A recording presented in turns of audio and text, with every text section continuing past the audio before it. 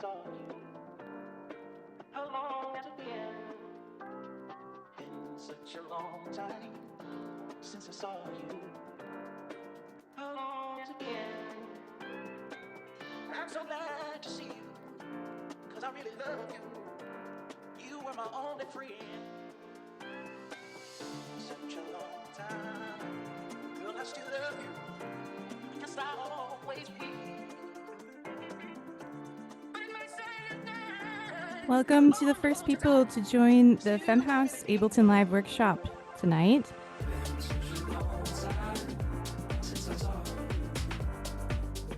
If you're one of the first, make sure to open up the chat. Set it to not just hosts and panelists, but everyone, so that we can all see what you're saying. And say hi to everybody. Tell us who you are and where you're coming in from.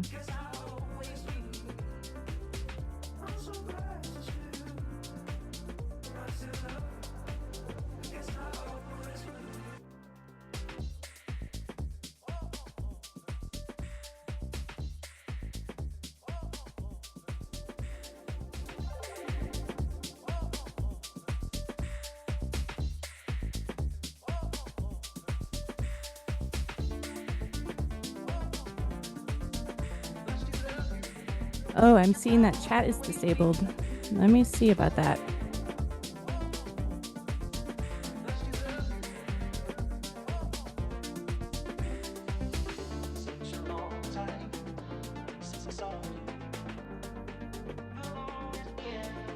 Thanks for opening up the Q&A. That's another thing that we'll have to do today. Open up the Q&A and I'll be able to answer your questions there.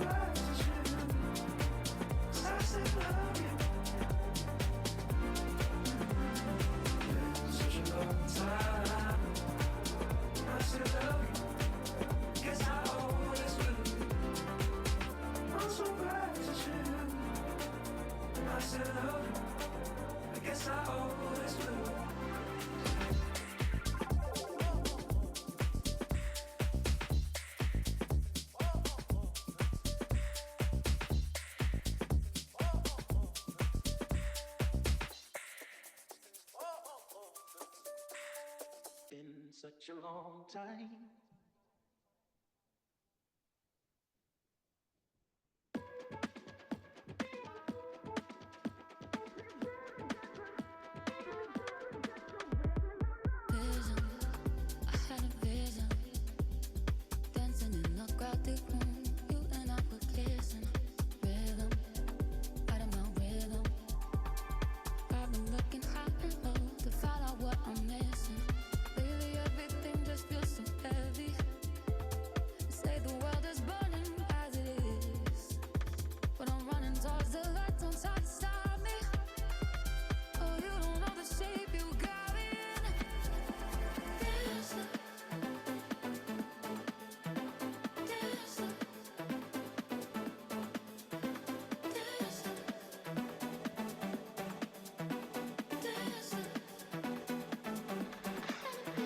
Yeah, I'm still struggling to figure out how to... Oh, here we are. About anonymous questions. Q&A. Let's get this chat working so we can talk to each other. Welcome, everybody.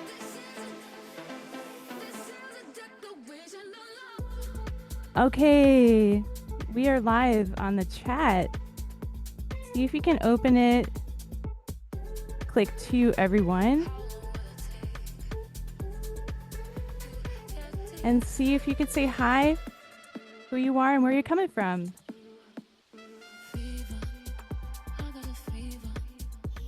All right. Hi, Margaret and Andrea. Welcome, everybody. Tell us where you're coming in from. Hey, Michael from Milwaukee. Detroit, yes.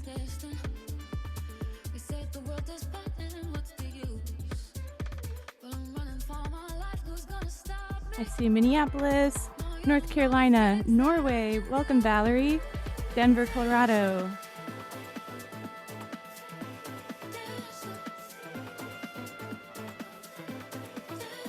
Hey, everybody. My name's Lorna Dune, and I'm going to be your host tonight. We're just going to wait a couple more minutes.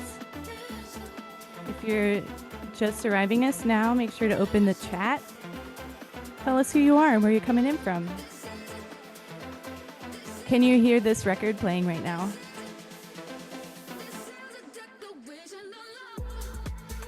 Do you know what record this is?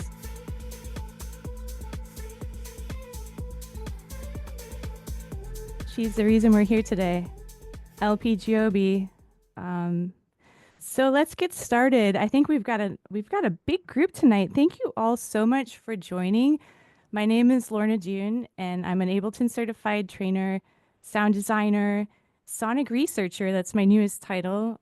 Exploring ways in which sound can actually induce healing in the forms of PTSD, ADHD, focus.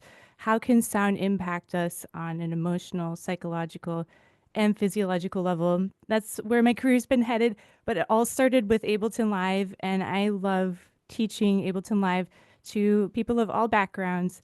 Today is somewhat of a beginner workshop. We're going to go over just an overview of Ableton Live 12 and the Push 3, getting used to the user interface, and ideally getting you to a place where you feel confident enough to be able to get started and get some of your creative ideas not only recorded, but ideally exported and put out into the world somehow, some way, live performance. You could do so much with Ableton Live. So thanks so much for joining. For those of you who just joined, I'd also like to ask that you open the Q&A box as well. And that's where I'm going to be able to interface with you on what questions you might have. So is anybody new to FEMME House here? Has anybody never heard of FEMME House? This is their first time coming into some of their educational work. All right, some newbies. Well, you all are quite lucky. FEMME House is a wonderful, wonderful organization. It's a 501c3 nonprofit fostering equitable opportunity for women and gender expansive individuals in the technical and behind the scenes areas of music.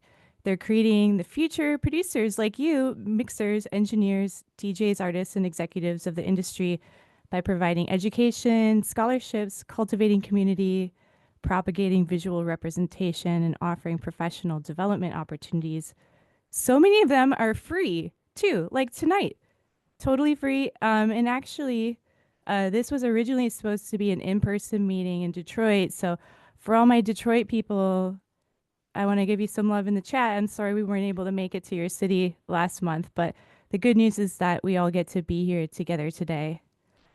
I'd also like to take a moment to ask if anybody here is joining us from LA, and just sending out our prayers and love to you all. This is a second time rescheduled workshop we canceled last week due to the fires and trying to honor people's struggles and create some space to be there for others.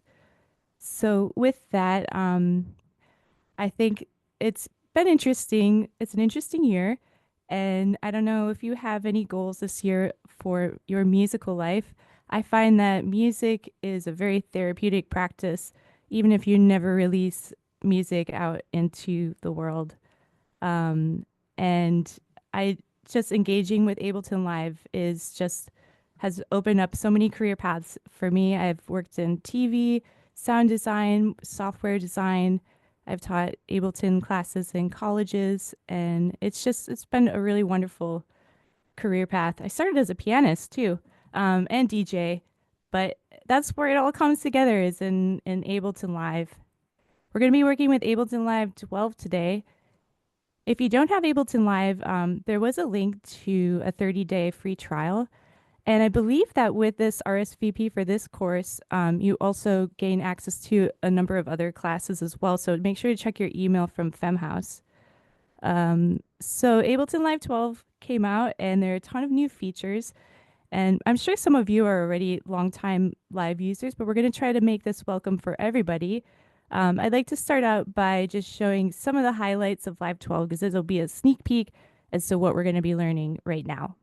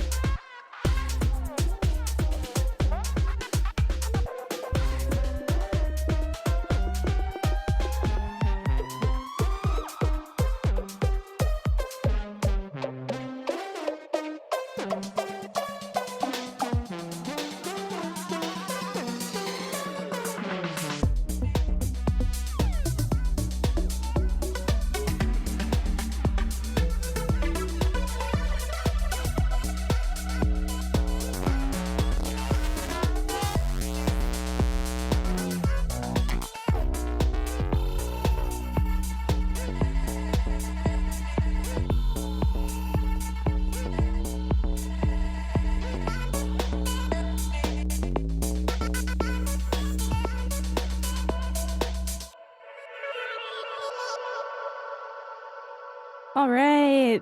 You got it all? You don't even need this workshop anymore, right? Um, cool. Well, that was the intro to just like a sneak peek as to some of the things we're going to learn about today. I'm going to take that screen away and hopefully you could see Ableton Live open here. I know it looks so much fun. We're going to have so much to cover tonight, but don't feel like you have to know everything. There's so many different resources actually before I close that. I mean, you can go to Ableton Live's website, go to Live, Learn Live, and there's so many videos. You don't have to go to YouTube necessarily. I think honestly, facilitators and workshops and places where you can work with one another, I wish we could talk to each other right now. All we have is the chat and the Q&A. I can't do anything about raised hands right now, but if you do have a raised hand, make sure to put in your question. But these are some great resources to continue learning. But with that, are you guys ready to dive in?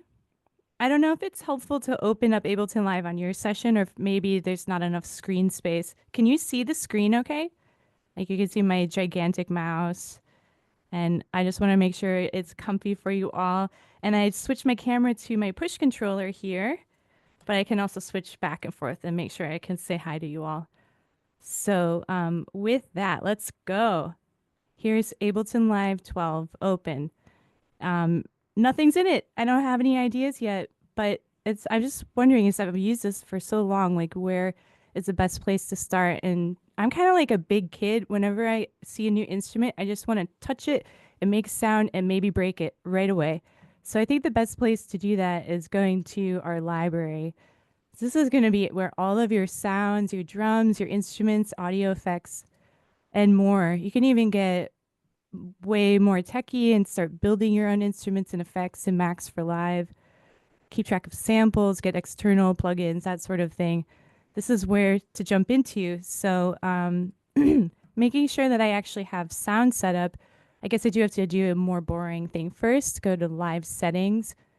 We're going to go to Audio and then check our input and output devices just to make sure that we're getting sound. Now, I need an audio interface because I'm using this microphone that's picking up my acoustic voice and then it's converting it into analog format in my XLR cable. And then it's going into my audio interface, this beautiful red Scarlett 18i8. which is now turned into a digital format for me to record. You'll need to be able to change your input as output when you're recording. And also, it's good to set up your audio flow so you can hear. Just a small digital audio history or description. The sample rate.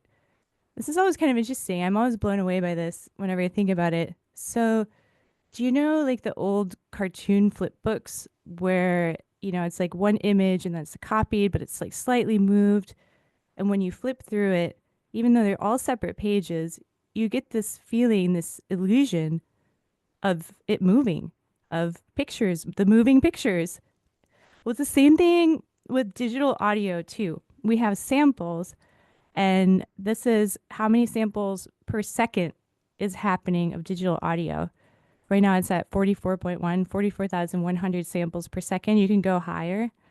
And then latency is the time that it takes to convert between all of these realms from acoustic to digital to and then back again so that we can hear each other and be able to work in this digital audio workstation. So this might be a helpful area to look.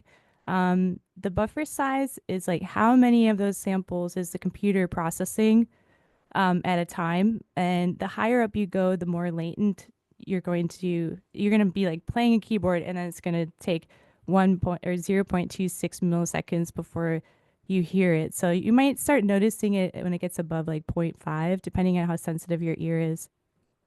Okay, enough nerdy stuff. Oh, we're going to have lots of nerdy stuff tonight. Let's look at what Ableton Live gave us. We have two MIDI channels and two audio channels. Now, let's get into our library a little bit. I'm going to go to instruments and let's see what they gave us. Each of these are like parent folders, and you can stretch and move these windows. It's actually so much is modular in Live 12. You can also use this icon to hide your library. And when you click on any of these instruments, you'll notice that there's a little piece of audio that's down here that gives you an audition of what that sounds like. It's usually too loud for my ears, so what I'm going to show you next is this solo button right here. Just, it's blue, blue. Just connect the blues. This is like your Q headphone volume. And so let's just turn it down a little bit and turn this back on and see if we can. This is how you audition new sounds. As you go through, it depends on what version you have. This is Live 12 Suite, so I have a lot of instruments that maybe not everybody has. But when you do find something that you like this new synthesizer from Live 12 called Meld, you can right click and select a favorite or assign a color so that next time you come to Ableton Live, you can just go to your favorites and be like, okay, I know that I love this sound. And so now I know that I love this sound. How do I play it? I'm going to switch my camera over so we can get into some MIDI controller push 3 business while simultaneously doing DAW work. So this is a MIDI instrument. And so I know that I can click and drag it onto a MIDI track, one that's already there, or I could click and drag it onto this empty space over here. So let's click and drag it onto that first MIDI channel. On my push controller, I have a couple different views. And in this view, I can actually start playing it right away. Notice that I'm controlling the volume with this fader right here. Also notice how I didn't even have to do it. I loaded an instrument and this button turned to red. Now, I'm actually going to press my question mark button. You guys aren't hearing this? Can anybody hear this? Okay, let's check our settings. I think we're just going to have to go straight to Zoom. Okay, let's see how this sounds. Now, can you hear it? Oh, that's no good. Hmm. I wonder why that would be. Zoom. Hmm. Let me just open up a new session and just troubleshoot this audio issue just to make sure, because otherwise we're out to sea. So yeah, this push 3 is an audio interface and or this push 3 is a MIDI controller rather, and also it is an audio interface. Um, and okay, I think this should work now. Hold on a second. Let's just try to troubleshoot this because if you can't hear, that's a problem. Okay, let's try this. Ooh. You can hear something? Okay. Now I can't hear it. There's a feedback loop though. Yep. That's definitely a feedback loop. Hmm. I'm so sorry about this, you guys. So we have live 12 going through. This is all shared. Let's try this one more time. This is going to zoom. It's going from here. And you currently cannot hear this.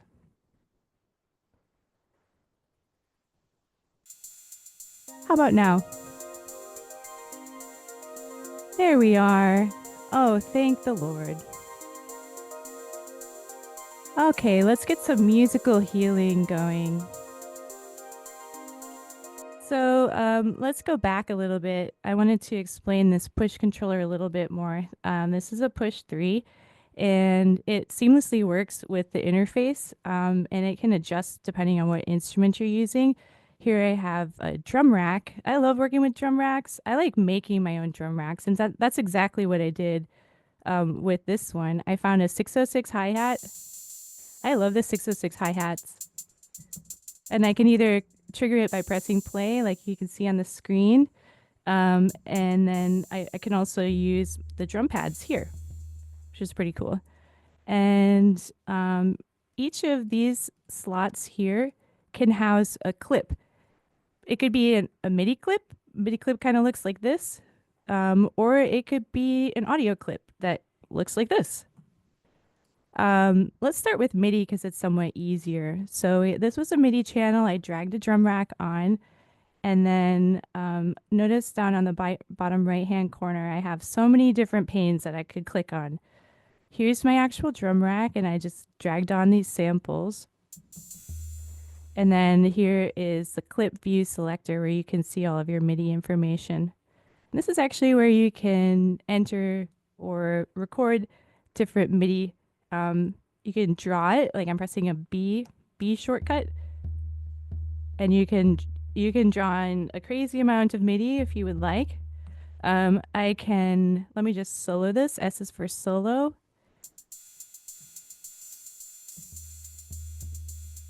And I'm going to put on this repeat function on the push. Let's put it on 16th note.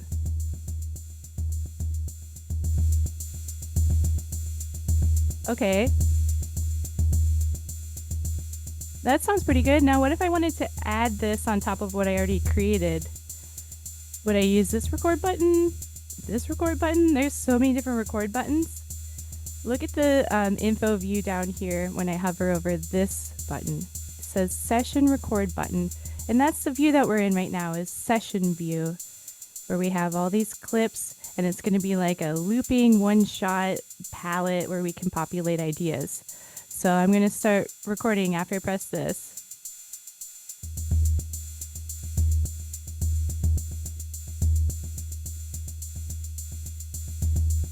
And then it will loop back around. So I'm going to let go.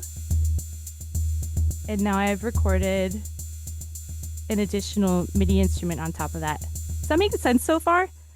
So far I drew in or I played these different MIDI instruments, and then I was able to overdub my MIDI on top. We could also start from scratch too. So like if you double click on any of these spots, It's just going to be totally empty. You have your headphone button on. Again, it's like blue, blue, blue. This is going to be this sort of cue headphone volume. You can hear each of the instruments, and then I either press B to start creating a drum beat if I wanted to. I could also play it live. I don't know. Do you guys want to hear me play something live? I could try to recreate what I just did, but it's a little hard, especially now that I have latency. I think I'm going to need the help of the old trusty metronome, which we're going to look at up here.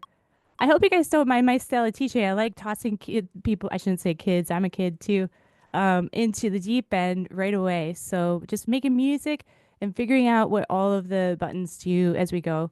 So this is the metronome button. The metronome volume is also tied to that cue headphone. And then there's this drop down. It's a count in. So like if you need somebody to be like 1, 2, ready, record now. It's just time to run to your synths, time to just take a breath and get ready. That might be helpful. And I have an immense amount of latency now with this new audio routing. So we'll see. This is good. This will be good practice. I have it soloed. And I'm going to press the session record.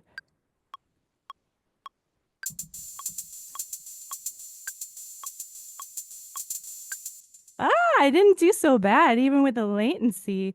Crazy. So that recorded 1 bar. It says start at 1 and ends at 2. So that's beat 1, 2, 3, 4. 1, 2, 3, 4. I made a little mistake here. I, doubled it here. So I might need to just highlight and like delete a little bit. And some of these are pretty off. So one helpful tool is to do a really cool option called quantize. Quantize basically takes these grid lines in the back and it magnetizes them. So it's going to take this MIDI note, it's going to go and magnetize it to the grid. Right now the grid is set to a 16th note, and you could, if you right click, you're going to have all these options. And I highly suggest just taking time to understand it, but maybe just focusing on these 2 things right now, quantize and quantize settings.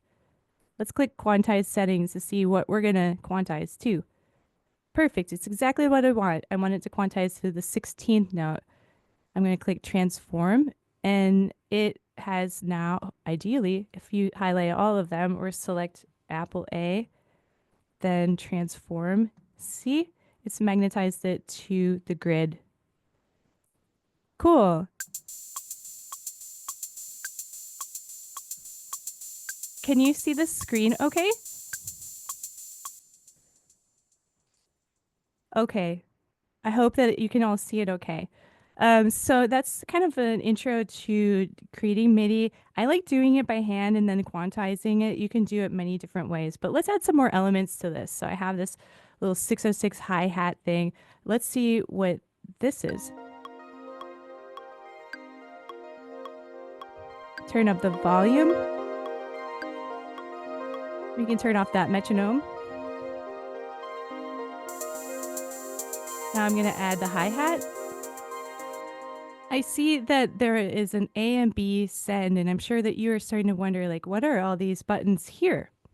These are the effect sends. They're associated with this channel A and B effect sends over to the right. And what it's doing is you could click and drag up and down and send a portion of the audio signal from that channel to this effects channel, which contains, this one has a reverb and this one has a delay.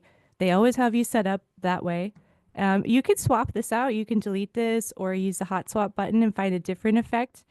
All of your audio effects are here in the left. And I don't know, we're going to go a little trancy. So let's get the reverb going.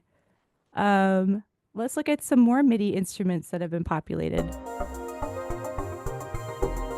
Sounds like a bass.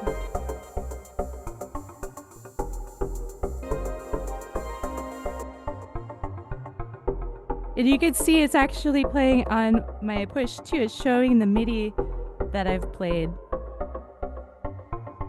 That's a fun one, right? So now I have 3 different elements somewhat of an arpeggio that I actually created with a new tool in Ableton Live 12, which is this whole generate system, this MIDI generation. There's so many new tools in Live 12. It's kind of overwhelming sometimes, but I think it's ultimately really exciting. You can generate MIDI if you don't feel comfortable performing MIDI or drawing it in. If it doesn't create enough variety, you can actually generate your own MIDI as well. And you could do a number of things. Let's do stacks because that's kind of easy. It's like chords. You can create chords without having to know how to play chords, but it will help with your music theory learning. So this is a G chord, and you could choose the inversion. Cool. So that's chord 1. Now let's do a plus sign and add another chord. And this chord, let's make a different chord and then a different version or inversion. Okay, let's see what that sounds like. Pretty simple, right? I mean, but if you're new at making chords, I think that can actually be really helpful. I think it's actually more exciting to generate different kinds of MIDI from rhythm to. I like the seed. It's kind of like an arpeggio. You put in what pitch you want. Let's do. I guess B flat is fine. And you can generate. You can add a number of voices. Let's actually do shape instead because you can actually like draw in what you want the MIDI shape to be. And I think this is pretty fun. Depending on what your key is, this is a new feature of Live 12. You can actually put in what the musical key is for the entire session, and it will adjust what notes are available to you, which is really cool. Though I know that I'm not going to play necessarily any bad notes, although that sounds more major than minor pentatonic. It's still beautiful nonetheless. And it's a sequence that I could actually use right away. So we'll find more opportunities to look at that. Now, I feel like my screen's getting kind of crowded, don't you? And I'm moving this up and down, and this is what happens. If you lose real estate on your screen, you can always open things up a bit. And you can always bring it back too. There's this bottom right hand corner, there's another, you see these yellowish orange icons on each of the corners. They have different areas for you to pop open and close different portions of the screen. I'm going to close this input output right now because we're just focusing on MIDI. Boom, it's gone. So we can focus on the MIDI itself and clips because I'd like to start combining things to make a track. So let's start from the beginning. How do I want to start this? Maybe I'd want to just start with the clip that doesn't have the toms. Now, as I'm triggering each of these clips, notice that no matter when I press play, even now, it starts playing on the downbeat.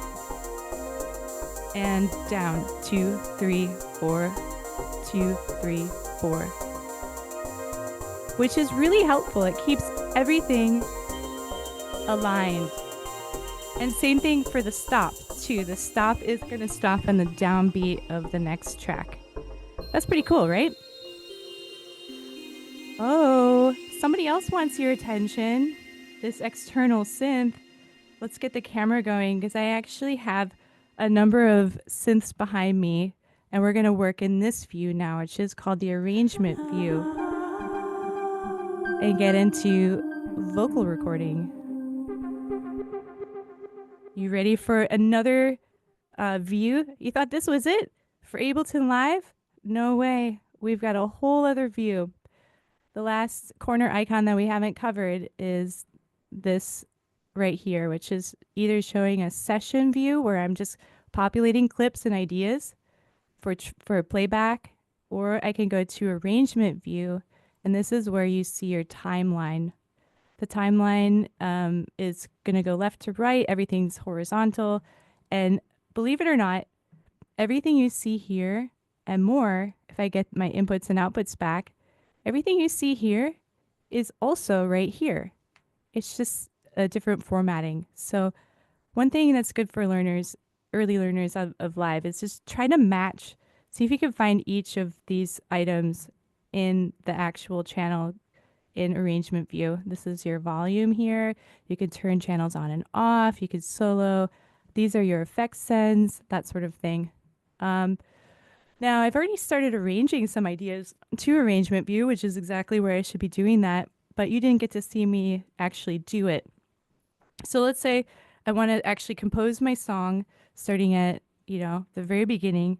I have these clips. I'm just pressing tab to go back and forth. That's easier than using the mouse for me. And I can move these ideas by pressing copy and then going into that same channel, clicking where I want it to be, and press paste.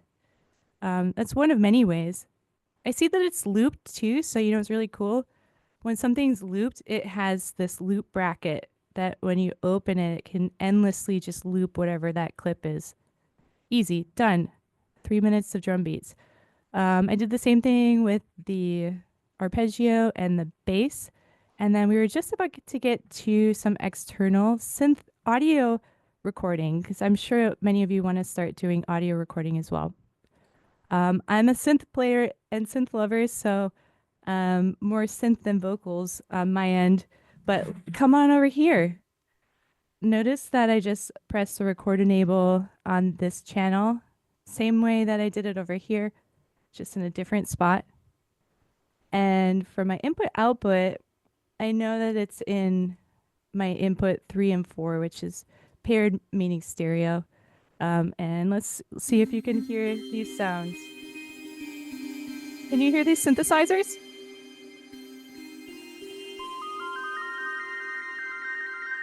Cool. I don't know if you're interested, but yeah, this is a Korg OP6. I have a 1976 Yamaha CS10. And then we have a Roland SH101. And then this beautiful Asiotone.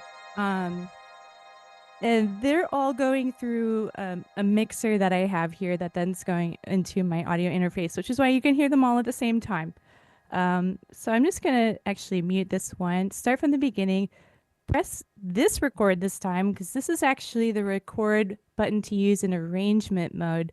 And I'm just going to go straight to tape, as they used to say. Let me give myself a 1-bar count in, no metronome after that, and let's jam it out.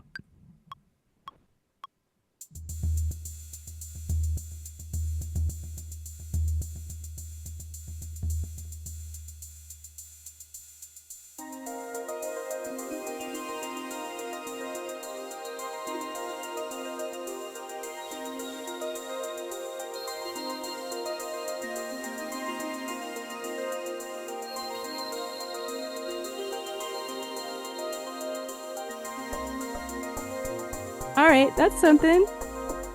How do we feel about that? Just a little noodle. The noodle didn't hurt anybody. You can stop recording. It's still playing. I can still keep going with the track if I wanted to add more things. I like to try to keep the play button going, ironically, as I stop it. But I just wanted to circle back to see the audio that we recorded and some of the tools that you have to work with that audio. So this is a pretty low signal, actually. If I open up the clip view for that, you have a few options to increase gain. You can actually change the pitch as well. And let's throw this through some effects. I have some effects that's running through, like a reverb and a delay pedal. But let's add more reverb by sending it to the effects send.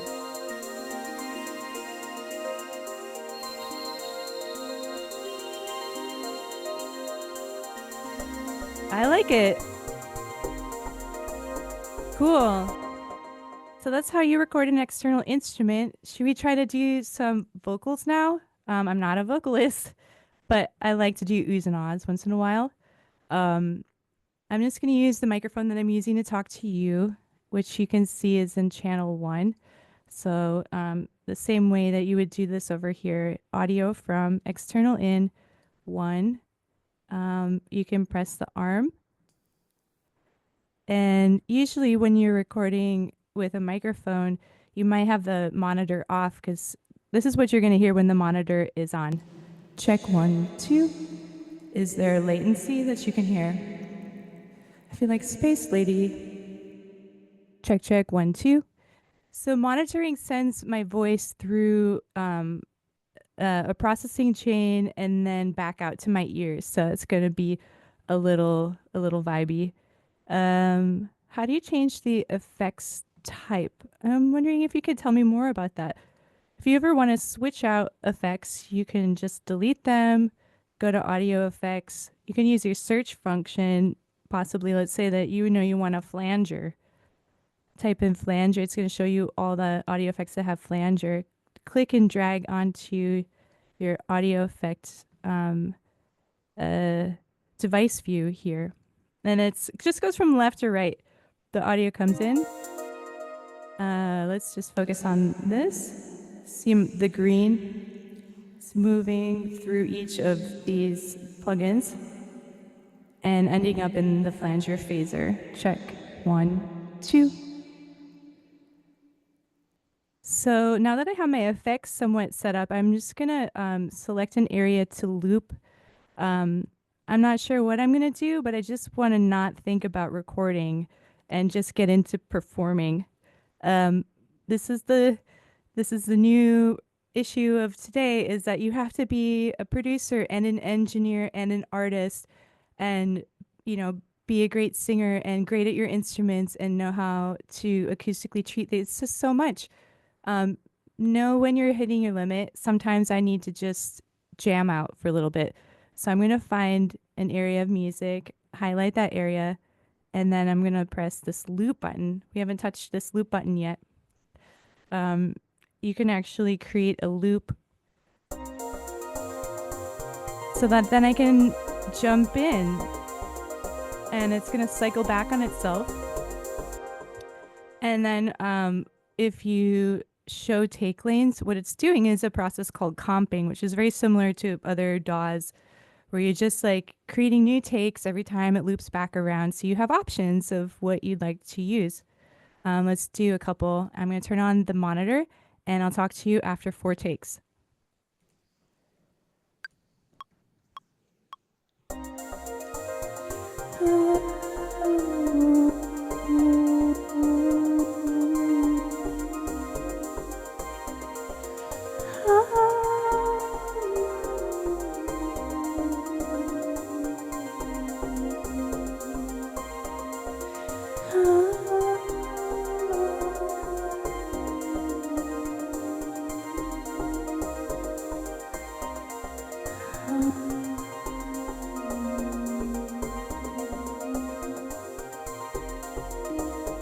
Thank you for putting up with me. So that was my 4-take vocal situation. And did you see how each time it cycled back, it started creating a new take, a new version of what I just did?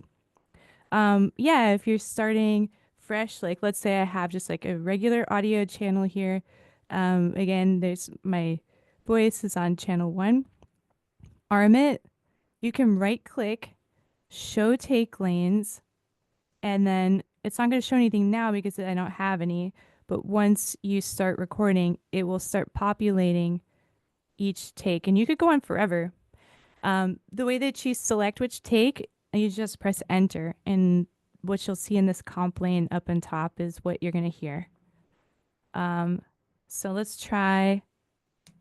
Yeah, take lanes are a real lifesaver.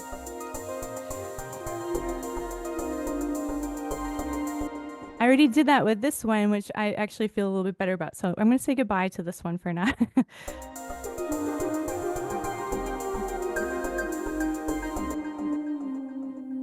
I like that one. Or you can audition, you know, you just see which one sounds the best. Cool.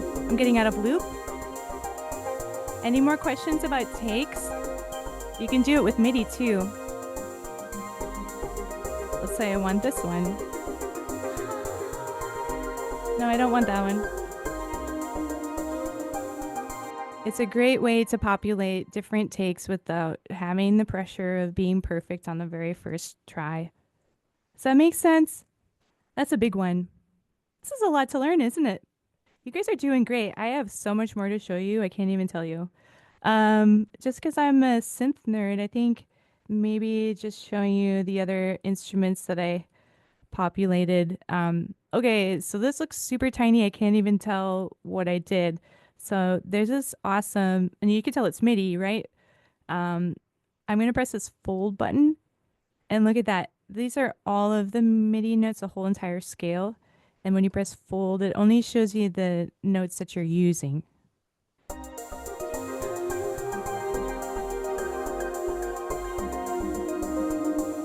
Which is pretty cool.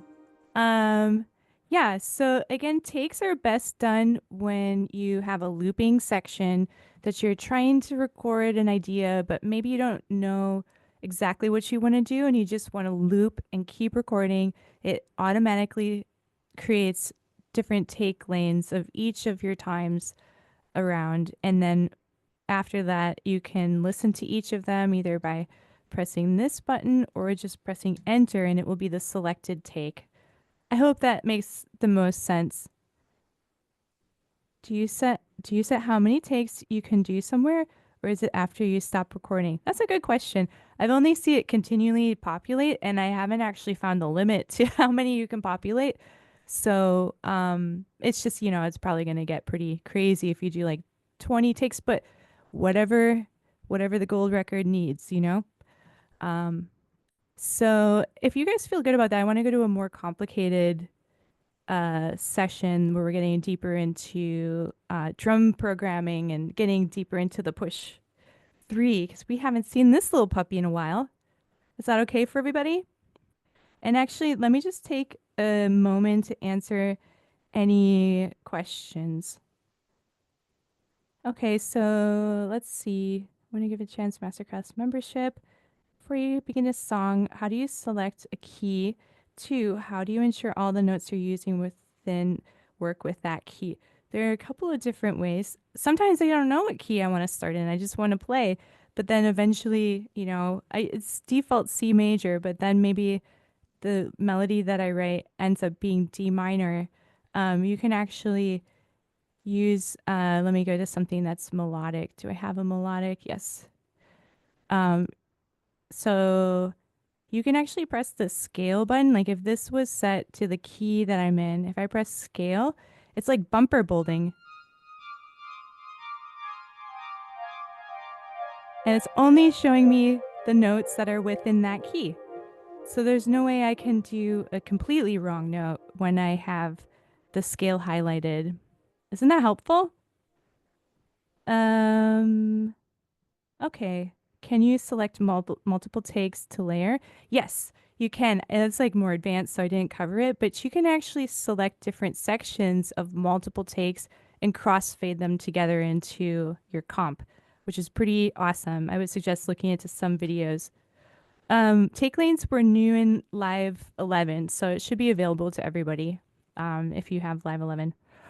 All right, let's do some drum programming. Because today we also have a special surprise after my time 7 p.m. I'm located in Milwaukee, but for you all it's going to be different times. But in 15 minutes we're going to transition into doing remixing. So let's get our drum beat skills kind of up to par so we can get into remixing a very special track, LP Giobbe's Love Come Through from her latest album, Daughter. We have, I think this is maybe one of 2 groups that we've had special access to the original stems to remix, and I'm going to give a link to all of you for that tonight.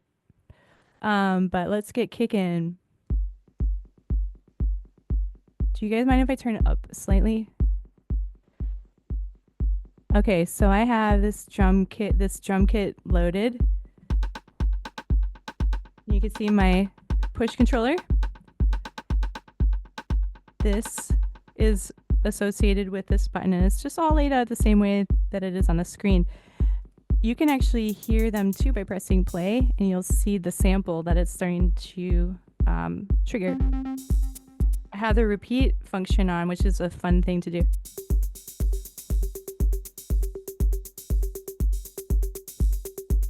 Like Jeff Mills style.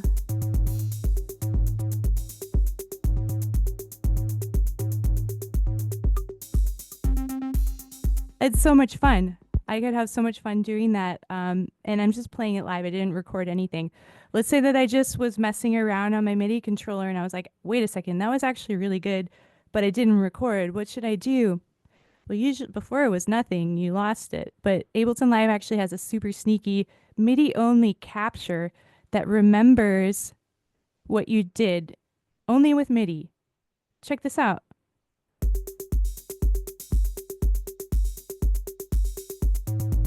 That's what I just played and I wasn't recording. But using this capture MIDI, it also is looping for me, even though I didn't ask it to. But that's cool. So that's a really fun trick, isn't it? Just like we saw in arrangement view, clip view also has these sort of brackets that are for loops. And this is too much for me to look at, so I'm going to fold. And you can click this all and delete it. Let's do one more round where I'm actually MIDI overdubbing, because we haven't quite learned that yet. So let's go back to square one. This is what we had. It was just kick on every quarter note. This time I'm going to press session record, and you're going to see it populate and then loop back on itself. It's so much fun to do live. Hopefully I can do it justice.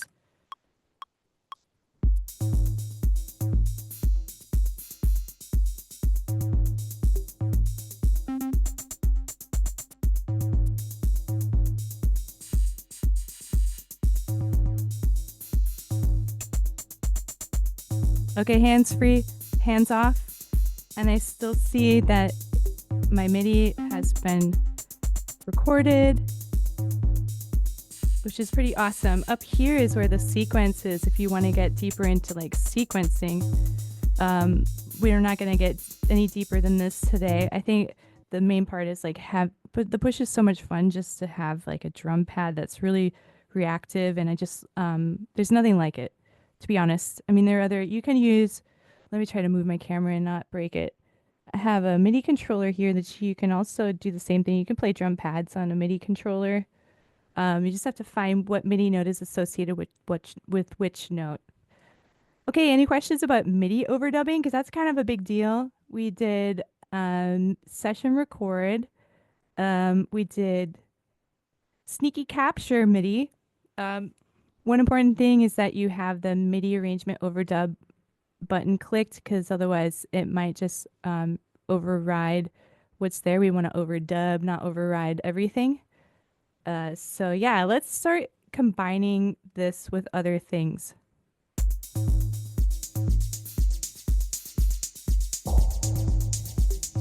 Do you want to hear this drum kit?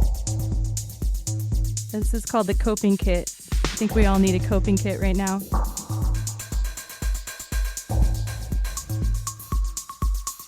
I love playing this stuff live too, because you can just be more intuitive.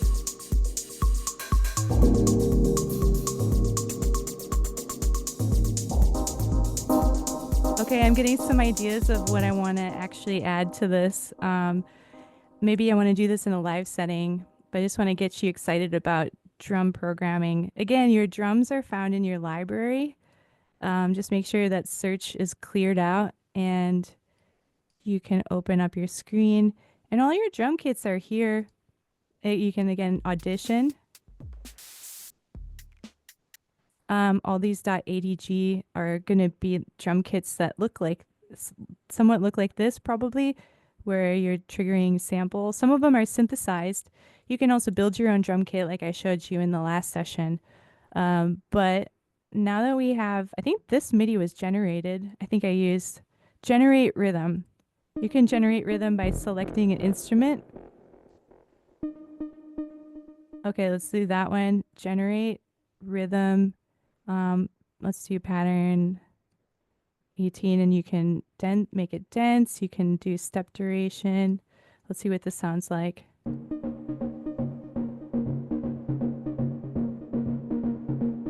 It's not quite in the same key as the other congas, so I'm going to leave that alone. Well, let's see how this dance track is starting to turn out with these 3 elements.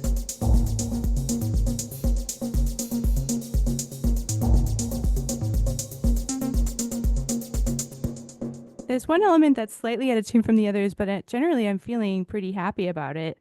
Okay, let me just check the questions. Would it be possible to use an iPad instead of a MIDI controller? Yeah, you can definitely use an iPad. And actually, there's a really wonderful app that Ableton has come out with for iOS called Note. And you actually can start drum beats. I'm gonna look at the camera for this. This is kind of exciting. The Ableton Note app works on iPads and iOS devices, and you can actually create drum beats on the fly just when you're hanging out on the train waiting for whatever, and can actually share those sessions with Live. So you can start something and then bring it into your session, which is pretty cool. I don't know any other DAWs that are like that. Okay, any other questions? Does Live 12 work with an older Ableton controllers? Old APC 40. I love APCs. If you can get it to work with APC, I'll be very proud of you. I don't know the answer to that question. Some things are not compatible, like old, but usually old. I've used old MIDI controllers before, and it's just a simple MIDI language. So I'm not sure. I don't know if I have an answer for that one, but good luck. Okay, let's add some audio. This is, again, my OP6. And notice how I'm like automating. This is the pan, left, right. Hopefully you're getting stereo. Right? You can actually automate it so it can move around. Here I'm automating sends and stuff, so that's kind of cool. I'm going to press this button to bring it back. So do you see, like, I changed it, I moved it around, and the red button went away, and all my automation went gray? This is the re-enable the automation to bring back what I had previously written. So it's going to loop back and forth, left, right, give you a little chorus effect. You can edit these parameters in clips in the envelopes. You can right click and insert a shape if you want. Like, let's highlight an area, right click, and you can insert a shape to your automation. You can squish it, crunch it, duplicate it, that sort of thing. And there's so many things that you could automate, both within the clip itself. Transposition's kind of a fun one for 808 kicks, or like if you want a moving bass line. And then you have your mixer and all of these parameters that you can automate. This is called automation whenever you see these red lines with the nodes. We have that in the arrangement view too, but we're not working in arrangement. Just time checking myself because I got 5 more minutes on this and I want to play it for you and move it into arrangement view. So do you see the sort of like cascading waterfall organization? I did that on purpose. I'm just going to start arranging ideas horizontally into rows called scenes. I'm going to say goodbye to the camera and we're going to go back to the push, because the push can actually be very helpful with this. If I go into this mode, this button right here is the same as pressing play on this main, which is going to play all the clips within that scene. And if everything's not soloed, we're going to start hearing the clips. I see them looping. 1, 2, 3, 4, 5, 6, 7, 8, loop. I know it's looping because not only do I see that icon, I see this looping. If it wasn't looping, it would just stop. Does that make sense? Okay, now let's move down to the next scene. I can control my volumes.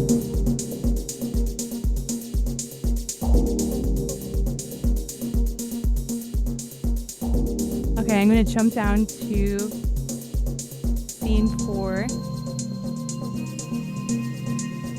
I can have different views on the push where I can actually see the MIDI itself, or I can zoom in. I can see the audio. I have this organized this way so I can start imagining what the song is going to do over time. Again, this is the Push 3 controller. It's actually an audio interface as well. You can use it to be a drum pad. You can use it to play any MIDI instrument. But let's go back and we're going to control the session view and DJ our song. This is the last one. Had to have a little bit of vocals. Okay, I have enough elements that I feel really good about where this is going in terms of production, or at least getting the framework of it.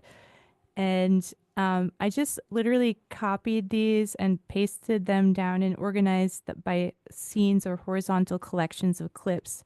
So I could start like DJing a flow. This is developing a workflow. Now I'm ready to move into my arrangement view where then I can export from here. You can't export your final track anywhere else but arrangement view. So let's get it in there. I'm going to press this record button, the big one, for the first time, actually, because we're recording anything that we do in session view into arrangement view. Or if you want to directly record into arrangement view, we might have done that already, yes, with the take lanes, but let's do it a different way now. I'm going to use my mouse this time. 2, ready, play. Pressing tab and you can see that it's populating. I'm going to jump down just for the sake of time. It's grayed out, but you see that it's recording. And then you kind of feel it out. I'm going to jump down to something you haven't heard yet.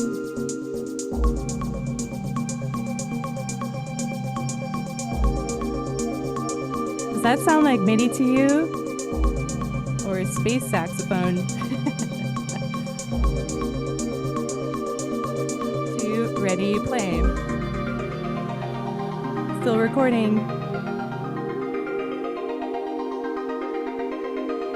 And I'm just sitting back and enjoying the music and hanging out with you guys.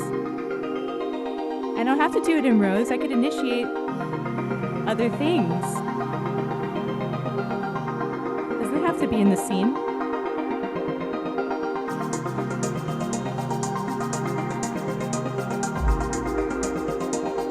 One, two, ready, kick. Even while I'm doing this, if I want to fade things away,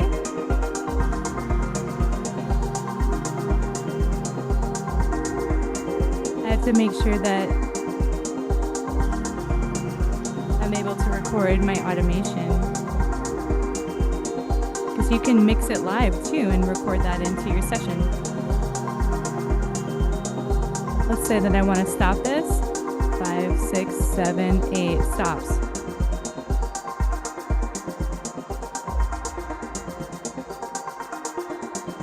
And then I'm just going to stop it here. Cool, I just made an arrangement, you guys. This is coming along. It's all grayed out. Press stop twice to go back to the beginning. Press play. It's still grayed out. What does that mean? Well, you know how we've been playing in session view? Now we've recorded some things into arrangement view. We got to tell Ableton Live that we want to hear everything from arrangement view now. So I pressed this orange button that was up here called the back to arrangement view. And now, because it's kind of confusing, Ableton Live, you can listen to audio from several different places. But right now we're locked into arrangement. And I've created somewhat of a flow. It's going to need some work. I can press A on my computer. Oops. A on my computer, and it will open up all these automation possibilities. Again, there's the red lines with the nodes where you can control your track volume, You can get into effects and specific things around instruments.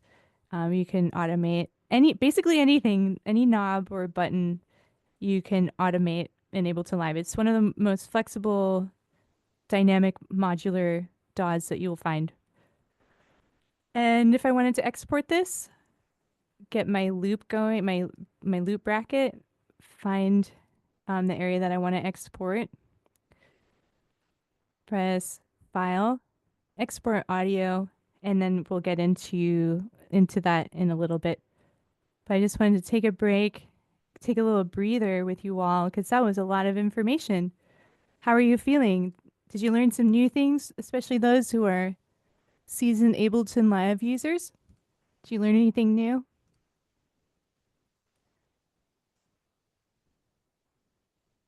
Cool. I'm going to get my camera on so I can see you all. I wish that we could all have our cameras on and be able to speak to one another. But we just have so many attendees that it's just not possible. Um, let's see. We have take lane questions that we answered. Um, how do we gain access to the recordings after this session? Look out for an email from FEMME. Their admin would be the best place to receive this recording, and maybe they'll host it somewhere. But definitely something to look back upon. I appreciate you all being here. So, since you guys are being so excellent at asking really poignant questions that are pertinent to what we're doing, I think we're totally on track to move into remixing. And this is going to be a big endeavor.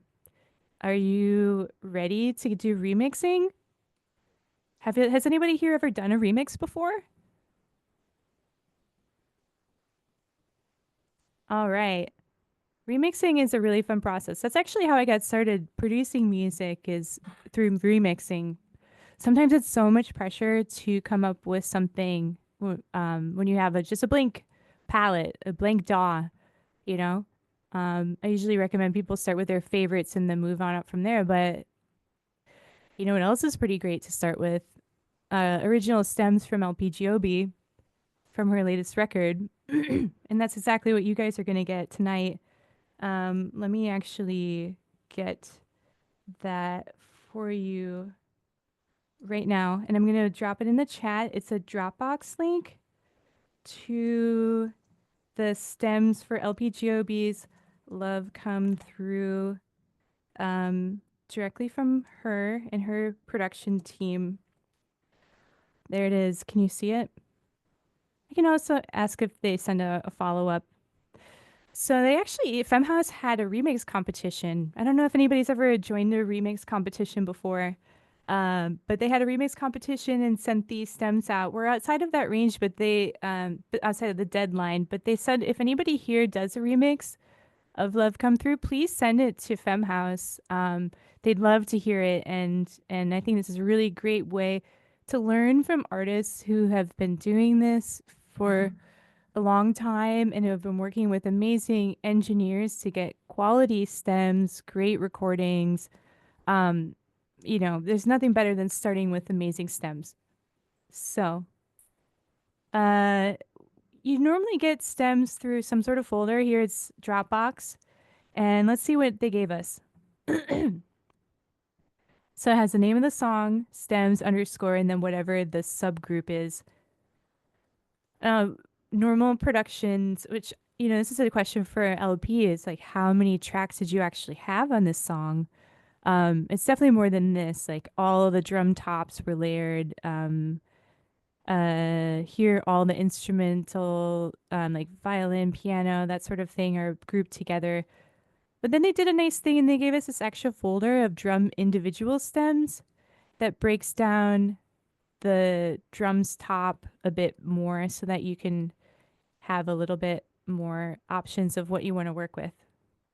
But we're going to start with these stems. A lot of people, if it's like too many stems, get a little scared off from remixes. So if that's you, I would suggest maybe starting out with an acapella, maybe starting out with just Vox and going from there. Before I click and drag these and drag them in, I need to prep my session here. So when we import stems for remixing, this is really important. You need to look for clues as to what the original BPM is. Can you see what it is? 124 beats per minute, right? If somebody didn't give you the BPM, you could ask them. You could look it up online, or there's a tap button in Ableton Live. So if you're listening to it and you tap it, you can somewhat guesstimate what the BPM is. But the important part is that we need to set our project for that BPM before starting. So I'm going to type 124, enter. Perfect. So now when I import these stems, which is just as simple as clicking and dragging it in, we know that this is audio. These are audio stems. So I'm just going to get rid of these MIDI channels. We don't need that. I'm going to click the first one that I'm going to copy and the last one while pressing shift so it selects them all. And now I'm going to drag in, not let go. And this is a really important part too, is press Apple while you're dragging this in and it will create new vertical tracks for you. Do you see how it's all tied to my mouse? I'm not letting go. I'm holding on to my pointer mouse and then also Apple. And when you drop it down, it will start importing. Let's see what we have. I'm actually going to turn the volume down because these are final mix stems, and this is probably something you're going to need to do too, is to turn the volume down. And remember, this is volume and also this is volume. So either way that you can remember it easier. Because look at how thick some of this stuff is. Wow, beautiful waveforms. I usually organize my stems with kick first, kick on the top, any drums, and then low end to high end, and then vocals on the bottom. So kick, drums top, bass. We have a diva arp. Let's listen to what this is. I actually knew what this was before I was going to play it, and it's my favorite part. I used it in my remix. And you can just press solo and get to know each of these beautiful stems that has been given to us.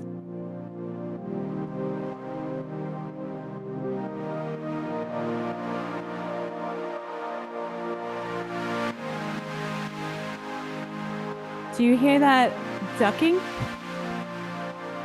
That's a side chain to this kick. So yeah, let's get into this. This is like a real session, you guys.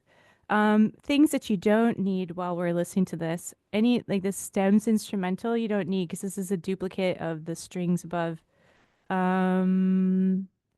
Let's click double stop to go to the beginning, and let's make sure we are on the right tempo. 1, 2, 3.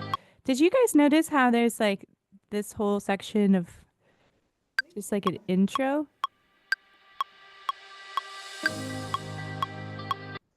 We don't necessarily need it. You could delete it if you wanted to.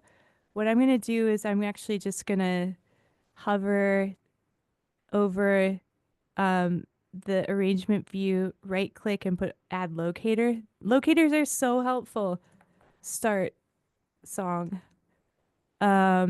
You can use them as a marker for like verse 1 and keep track of what the form of the song is.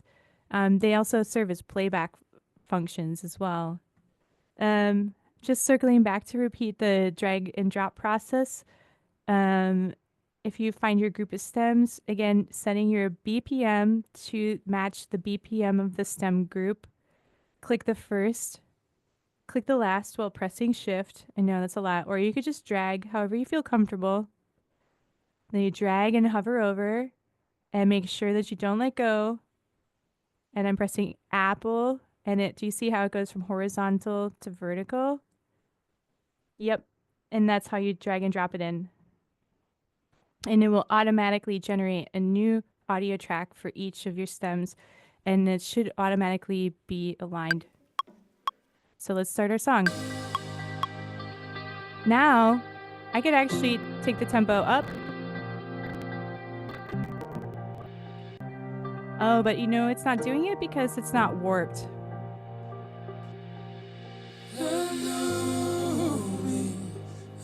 Let's listen to it just as it is before we warp so we can get to know what we're working with.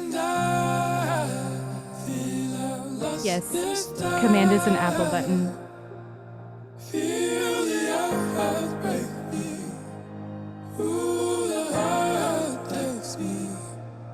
Should try Control on a Windows. Beautiful vocals, right? Marker. And the love comes through. And the love comes through.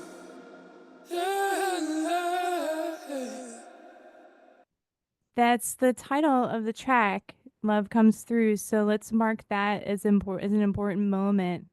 I know I'm moving fast, but hopefully you're seeing I'm like able to solo different channels and just kind of poking around. Let's keep going. And the love comes through. And the love comes through. Piano. Kalimba. Can you imagine your own song using this stem? I kind of like this. You know what I'm going to do? I'm actually going to split this from the rest of it. Right click and add a special color to it. Because I like this so much. Visually, I want to know. I'm going to come back to it.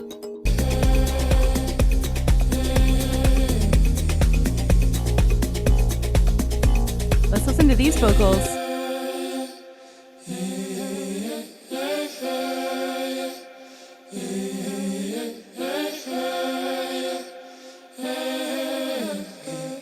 Oh, jeez.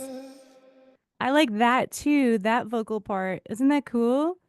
Yeah, if you just right click on the header of any clip, you can actually use colors to organize how you're approaching the remix, or any mix really. It's just something to visually help, get through all of the audio. And this is all open right now. I can close and open. You can do that by dragging this open, or I can select all and close it and open it. Takes some navigating, but you'll get used to it. This is a big session. So visually, I know I want to use this and this vocal.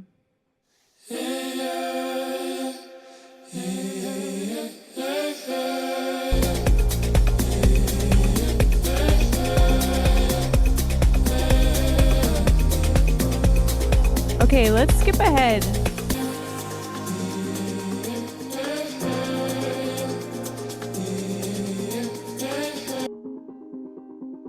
Okay, let's say that I want to select this section too. If you want to select a section, all you gotta do is click within the clip like this and just drag the area that you want. You can always use your loop selector too, but this is an easier way for me. I select an area that I want to sample. And then I can right click and use the split function or Apple E. There's so many shortcuts. Don't feel like you have to use shortcuts right away. But it's basically splitting it from the rest of the track. And then right click and we have this whole color wheel down here. Yeah, there you go. Cool. And you can change all these colors to your heart's desire. Yeah, shortcuts are a lifesaver. Okay, so let's get to the finale.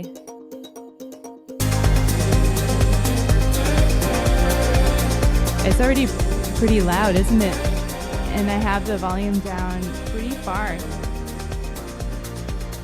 That's what happens when you have great stems sums. Do you hear a string instrument? Let's listen to this Juno pad first. Oh, we already listened to that. Fake strings. Live strings.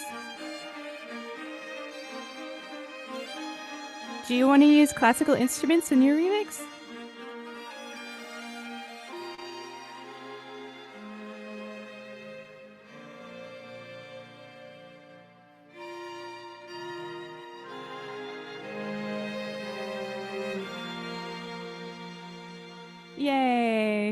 What a beautiful track, right? Um, so what we just did together is just listen through, looking at the waveforms, identifying areas that are kind of standing out to me as places where I might want to actually sample them or copy them and start building a totally new track. I might want to do something like actually just clicking copy on this little guy. Which one is this one? This is the vocals. Yeah, let's work with vocals first. And then press tab and then go over to the vocals, which is hard to see because all the tracks start with the title of the track, you know? So it's, you can open this up to see. Sometimes it gets a little long and you can just like rename Vox. Oops. Ah, chant. So it's a little easier to see.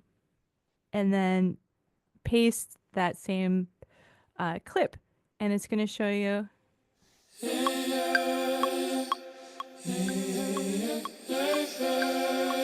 Now I want to loop this. In order to loop this audio, I'm going to have to warp it.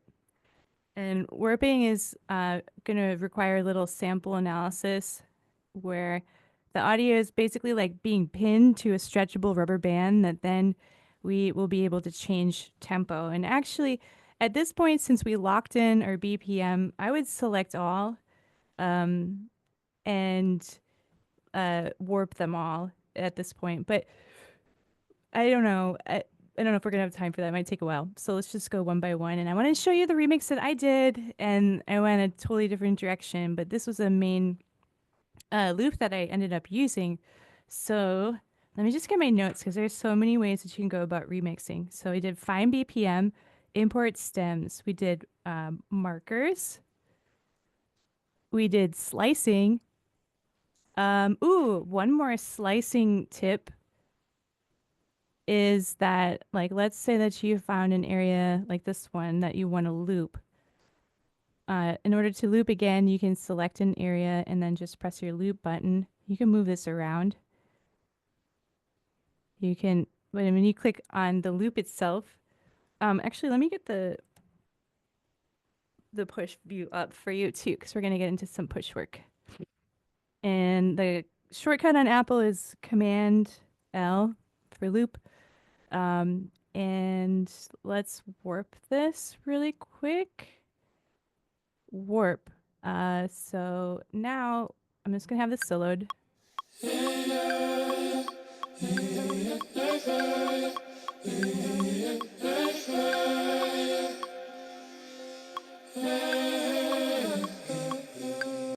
So did you see how this clip that's warped was changing with the BPM, and it's going to stay in time no matter what the BPM is, which is pretty cool.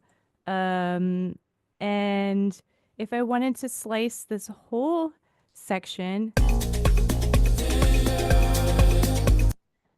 oh, that's kind of hard because it's like this is a downbeat. 1, 2, 3, 4. What we can, let's just do that. Let's do slice from this downbeat. 1, 2, 3, 2, 3, 4, 1, 2, 3, 4, 2, 3, 4. Stop. Okay, so this is the loop that I want to have. And I'm going to right click on this loop header. And there's this option to consolidate time to new scene. Whoa, what does that mean? Let's press it. Consolidate time to new scene. I didn't see anything happen over here, but let's press tab into session view. And look, it's sliced that section for all the instruments for you. 1.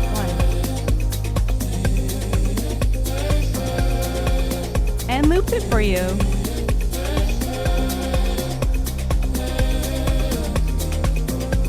I'm going to take some elements away.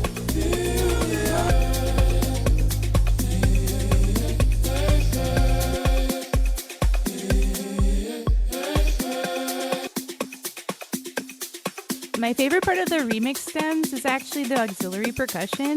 They're really good.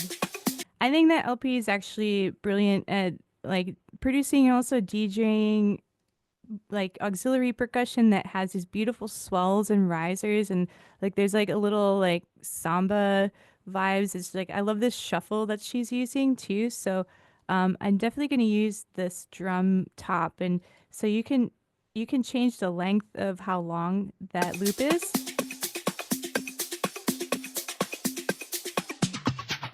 I can repitch it,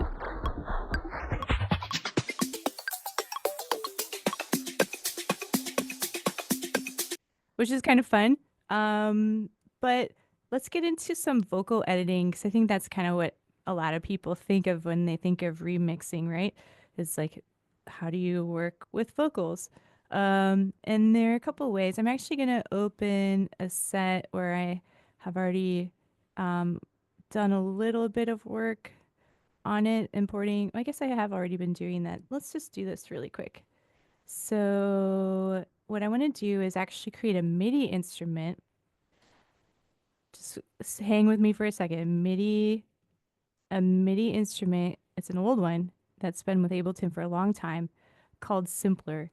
I don't have any MIDI channels. I only have audio channels. What am I going to do? No worries. You can right click, insert MIDI track, or if you grab a MIDI instrument and you drag it here, Ableton Live is going to know what it is. So I'm going to go to Simpler, drag it on over, drop it. This was one of the earlier instruments from Ableton Live, and it still holds up to this day. You drop samples in, and you can actually play with them in really unique ways. So we have this audio sample that I've been into of the vocal chant, and let's drag it onto the Simpler. So we're like importing that vocal into this instrument. And now I have my push controller on. Take a look at the camera. If I play two at the same time, do you hear what's happening? One is playing two times as faster because it's playing an octave higher.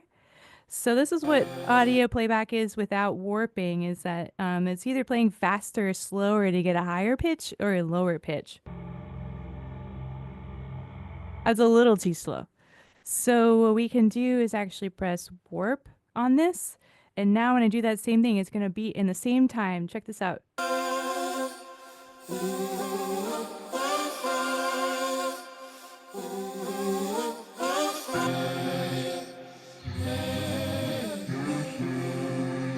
Isn't that cool?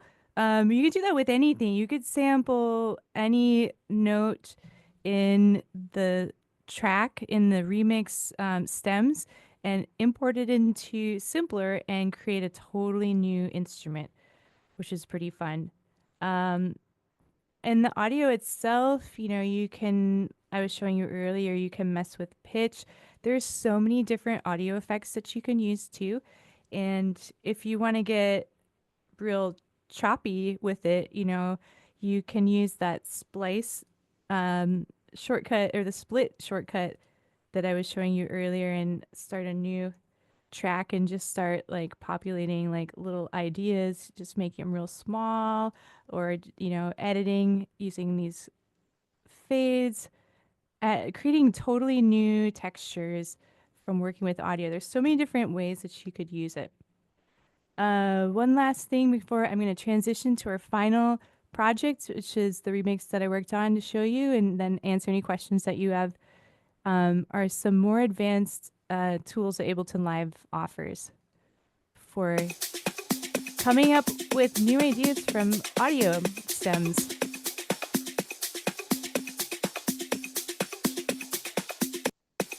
So I'm going to loop this into be an 8-bar phrase, 7 and 8, 2, 3, 4, start. Okay, so we have this beautiful auxiliary percussion loop. If I right click on it, there are a number of options that you can actually extract rhythms, you can extract melody and harmony from audio. It's crazy. You can do it from a fully produced song. It's not perfect. It's definitely not going to be perfect. But if you tell Ableton, These are just algorithms. Convert this drum to a new MIDI track. Let's just see what happens. You never know what's going to happen. I'm going to turn the volume down on it. It automatically assigned to 606. This might be terrible, but let's see what it gave us. Does that sound like this?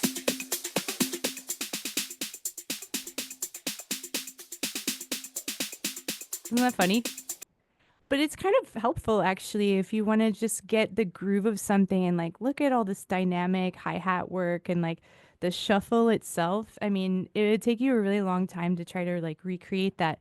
So extracting that actual the MIDI from or extracting the drum beat from the audio is a great way to get started and have some material, and then you can swap this out with another drum kit of some kind.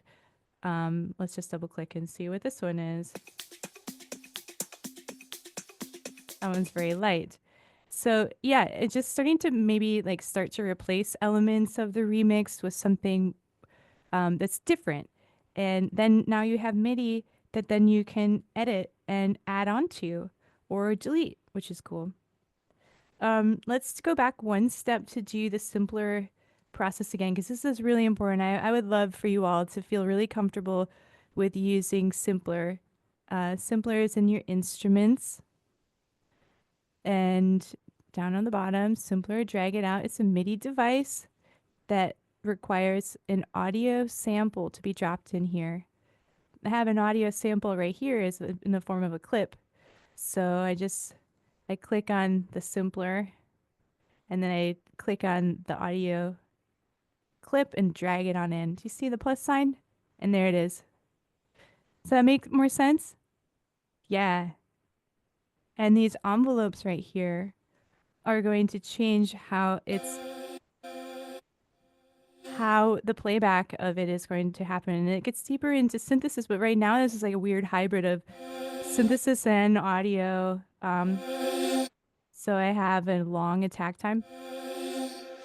I can have a short attack time. Take the decay down, which is kind of cool. Another thing that I didn't show you is that you can also go into slice mode, and you could slice by transient. So like identify where audio is happening when something is actually playing, or like a transient is like when you hit a cymbal, that initial peak of audio is identified as transient. So we have all these transients that were identified, and you can go down in sensitivity or up. And my push 3, if you look on that screen, you can actually see it populate with different samples.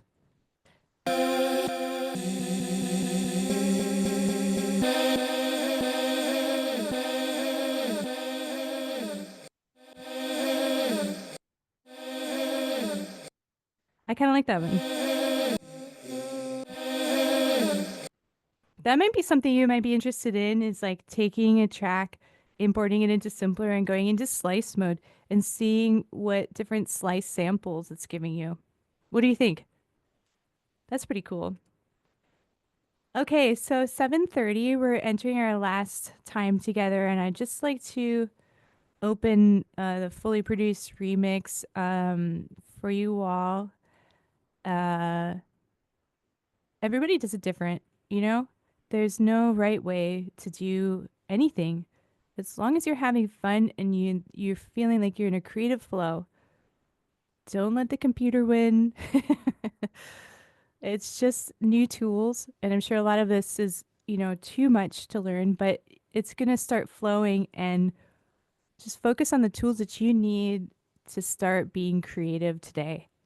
Remixing is a tall one because you're dealing with a lot of different channels and group movement and that sort of thing. But I think that's why it's a great place to start actually as a producer.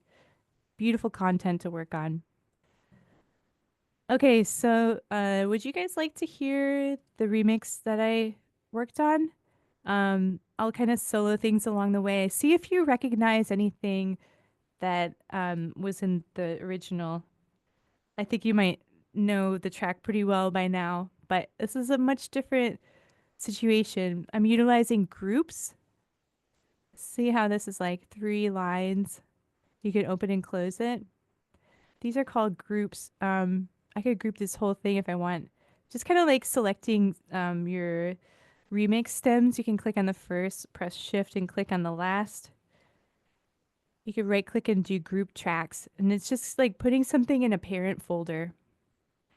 But also it routes your audio to that parent folder, which is very, very helpful when you get into larger mixing sessions. I wanted the Vox to be separate from all the other instruments. And the instruments, I had so many different kinds. Like, look at all the percussion. Let's just dive into the percussion.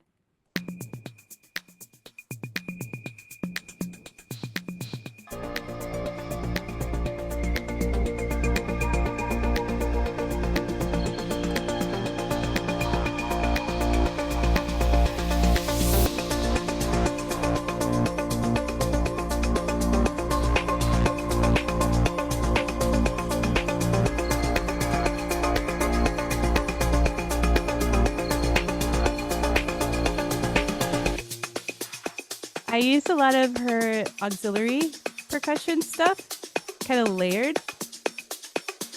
This is blue because I have it frozen. I got to the point where I had so many tracks that my computer was slowing down. If that happens to you, you can select a channel, right click, and do freeze track. And that will just kind of like freeze um, the you won't be able to edit it. You can always unfreeze and then go back to editing, but freezing is like printing a temporary sum of everything that's happening. So like all of the processing that's happening, and it really saves on your CPU usage. So yeah, if you get into too many tracks and computer's slowing down, check your CPU load, which is right here. I'm at 4%. But yeah, utilizing freezing is a great thing. Let's listen to some more groups. Swell effects.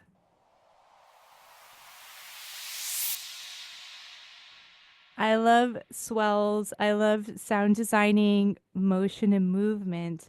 Let's see what that sounds like within the context and if you can even hear it.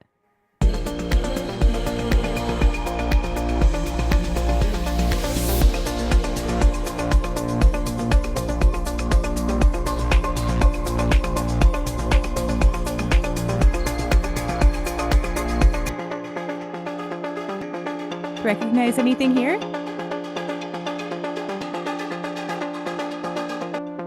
Diva harp. Now I took a clip of it. And I just copied and pasted real fast. What I probably could have done a little bit better is to make sure that I'm cross-fading these clips, right?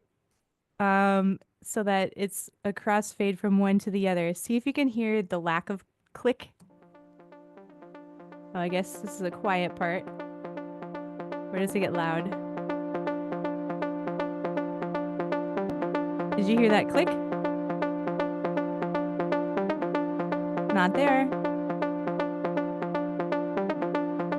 Gotta stay ahead of the game. So some of that it requires tedious work, but you can always just duplicate and then duplicate. It's very easy to populate both automation and creative ideas in Ableton. Let's check out some more subgroups. Plucks. Anybody into pretty silly cosmic trance music?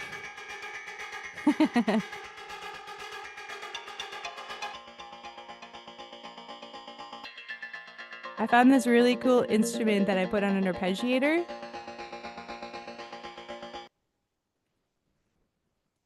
Oh, oh really? You prefer to be frozen? This one prefers to be frozen, everybody, sorry.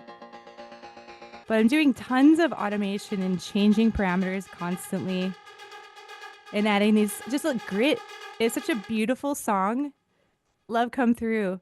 And I was just thinking about how love has to come through something. Sometimes it might be a little grit that it needs to get through, a little mud. And so, yeah, I like to add a little grit and then add a little bit of minor, not just major all the time. So let's start right here and I'll play through the track and be quiet and then answer questions about it.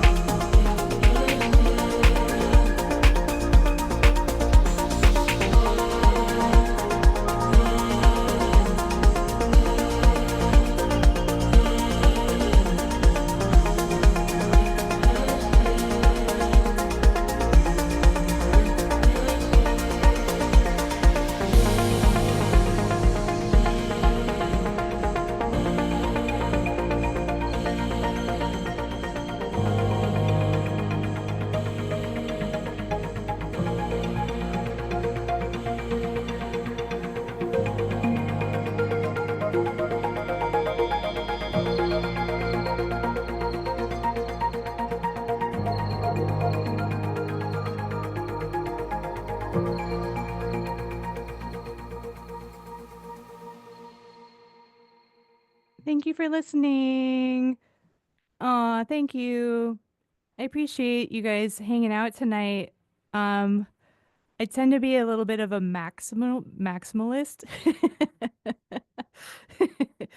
So, one thing, if you're a maximalist like me, is it's nice to mute things once in a while and rein it back. You might have noticed some areas that are gray. You can click any of your clips and just press 0 just to mute it. So just auditioning what it's like to like have this drum beat, go and then to stop 5, 6, 7, 8. Like just little things like that sometimes can add more interest.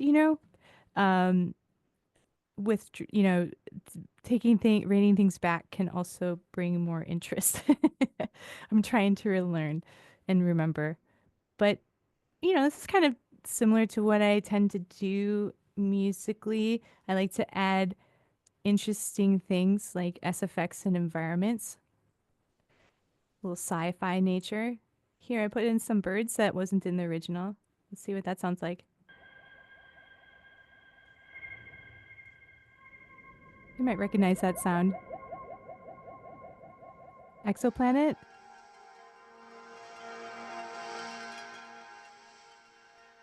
That's a cool sound, isn't that? That's actually an instrument. I believe that's a meld. That's a new instrument from Meld. This is what it looks like. And it's using this oscillator called Rain. And isn't it beautiful? I wish we had time to get deeper into synthesis. If you're interested in designing sounds and getting deeper into synthesis, the producer DJ Mini Bear is going to be offering a free sound design synthesis workshop in March through FEMME House. So check out their website for that. I know she'll probably cover Meld as well as other things.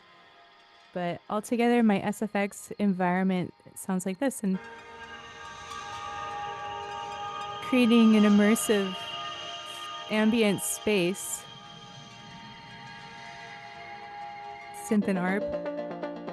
That's actually probably my favorite part. I was thinking of Giorgio Moroder because that means love come through. And I was thinking about Giorgio Moroder, and I was like, I want to like call upon his spirit, but also have like a new quirky trance vibe. So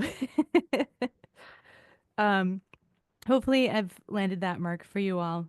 I'm gonna go to the box and the box, the Q&A box, and see if I've answered any of your questions or if you have anything left with the last like 10 minutes or so that we have together. If you have anything else that you'd like to say or questions. Um, when something's not working, how do you troubleshoot? Troubleshooting is a skill set. It requires a a cool a cool mind, not to get worried about it and just to think scientifically and working backwards. There's actually, speaking of other presentations coming up, there's going to be a presentation on troubleshooting soon with DJ Mary Droppins. And I don't know if she's going to do anything in Ableton Live, but she's going to cover troubleshooting with DJing, and I'm sure it's a very similar approach. Your tactics of troubleshooting depends on what the problem is. I like to use multi-sensory signals so when I'm talking, I know my microphone's working because I can see it here. Just having areas where you can double check something, and usually it's something stupid. Let's see. Any other questions before we wrap it up? Is there any reasoning to remember the different colors, or is that personal preference? Totally personal. What constitutes a remix? What percentage of the stems do you typically use? Excellent question. I heard a story about Aphex Twin once that he had just he would really delay giving people remixes, and then they'd be like, "I'm coming over to pick up my remix," and then he just would use like the tiniest bit of a track and then just do all his own original material. So There's a wide variety. There are other people who use the vocal track as is and then just put new percussion instruments underneath. There's no rule about it. It's really whatever you want to do. But I think what's important is that you enjoy what you're doing and that you find your own creative voice through the process. Because I hope you can see that, yeah, hopefully you can hear my creative voice through this process and how it differs from the original and the spirit and the messaging. And I like to uplift whatever the messaging is of the track itself. This one obviously is a very heartfelt, compassionate one. And I wanted to uplift the tranciness and make it more cosmic. So that was the direction that I had. I'd say maybe I use like six stems, like only little portions of it. We did the vocal sampler already. Do you create your own sound effects or do you use a lot of samples from Ableton? I actually collect my own samples and then I also use a service called Splice. Anybody else use Splice? It's a membership or like credit based system where you can like type in, I want to, oh, it's not going to work for me. I'd like a rain stick sample and they'll give you a bunch. But what's really exciting is when you can actually record your own samples and start building up your own samples yourself. And you can go into the samples section here and it will give you all of the samples throughout Ableton Live from every keyboard, every instrument that uses audio. It's going to have a sample.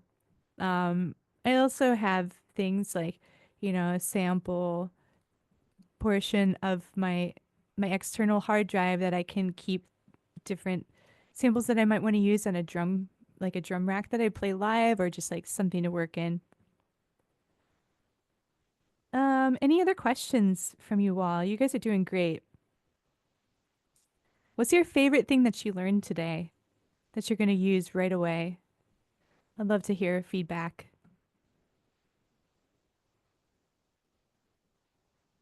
I just really appreciate you all being here today. Understanding scenes. Yeah, audio takes. Yes.